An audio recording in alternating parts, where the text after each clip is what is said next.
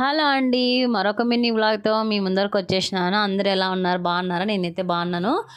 నేనైతే ఈరోజు లంచ్ ఏమేమి ప్రిపేర్ చేసినాను చెప్తా. వేడి వేడిగా రాగి ముద్ద, అందులోకైతే బోటి అనమాట, బోటి కర్రీ చేసినాను. అదే గోంగూర పెట్టి బాగా చేసినాను అనమాట. మళ్ళీ రైసు వేడి వేడిగా, మళ్ళీ పక్కన వచ్చి కొంచెం పెరుగు కూడా కట్టించినాను. అటువైపు ఒక గిన్నెలో కూడా బోటి కర్రీని వేసినాను అనమాట. సపరేట్ అయితే పెట్టినాను.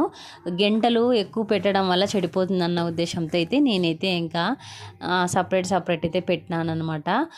నా వీడియోస్ అయితే కొంతమంది చూస్తున్నారు, కొంతమంది అయితే చూడడం లేదు. ఒకరోజు వ్యూస్ ఎక్కువ వస్తున్నాయి, ఒకరోజు వ్యూస్ తక్కువ వస్తున్నాయి.